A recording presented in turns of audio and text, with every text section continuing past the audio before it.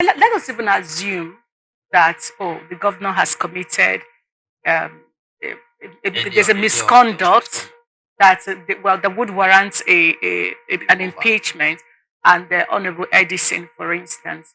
Let's have you take us through what the procedure should look like, because in Ondo State, for instance, there is a similar ongoing impeachment process where the deputy governor was alleged to have that alleged of 14 different gross misconduct.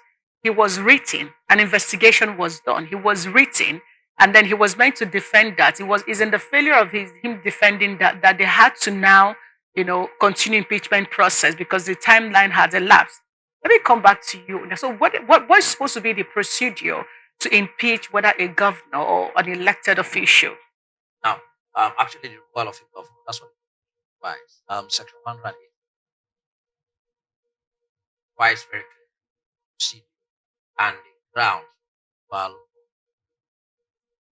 yeah, it's not. But there must be an allegation of commission of some infraction, if you like, generally put misconduct, gross misconduct. But the Constitution went further in the section, respect section. What gross misconduct would be? A violation of the Constitution. And it must be with respect to performance of function.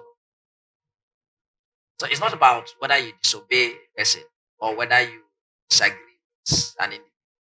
It has to be a clear violation of the provisions of the Constitution. So that act or omission that amounts to gross misconduct will be in relation to the functions of the office of the governor as envisaged in the Constitution. Now, when any of such allegation is made, because it has to be truly constitutional, the law requires that there must be a notice of that allegation in writing. And even that notice must be signed by at least 1/3 of the number of members of that House of Assembly. So it means if you have a 32 member House, you must have at least 1/3 of it to sign that notice. Now, when that notice of notification of allegation of gross misconduct is made against the governor or a deputy governor, or in the case of President for one in Section 180, then that notice of allegation will be sent to the Speaker of the House. Then the Speaker of the House of Assembly will cause, within 7 days, will cause that notice to be served on the holder of that office. That will mean the governor. And again, every member of the House. It is like every other business of the House. It will be set down for consideration as to whether that notice, that allegation should even go to the next step. What was that next step?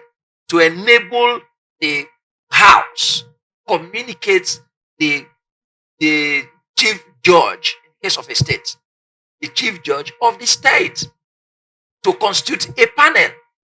The process of removing a governor does not begin and end with the House. So all of this fight and setting ablaze and threats, you just will raise an allegation and then get the required constitutional provision with respect to the number of members of the House signing to that allegation, considering it, and then sent to the chief judge of the state. Then the chief judge of the state is required under the Constitution to, within the period, constitute a panel. So that panel will hear and determine that allegation. The holder of the office is expected even to respond. He can make a reply with respect to the allegation before the assembly. So that where that reply is made, then they reply together with the notice of allegation of the commission of any infraction with respect to the functions of the Constitution, with regards to the functions of the office of the Constitution, sent to the chief. When the chief judge and his team, maybe a panel of 7, the period is allowed, they will come out with a position as to whether the allegations were founded or they were unfounded. Where the allegations were founded, it will be brought back to the House for deliberation again. It is not even automatic. It still will require at least 2/3 of the majority of members of the House to even adopt that finding of those allegations. of commission of any infractions that amount to gross misconduct. Is there a point? Is there a point where the accused is given opportunity to defend themselves? Yes, I'll say so. Even it begins with the notice of allegation. To the accused. That notice of allegation, you are entitled to reply to it. Well, it will be served on you, like I said. Once that notice of allegation in writing has been signed by at least 1/3 of the members of the House, and then sent to the holder of the office, that's the governor, is expected and required to make a return in the form of a reply. Then, if he did so, the reply, together with the allegation, will be transmitted to the chief judge of the state.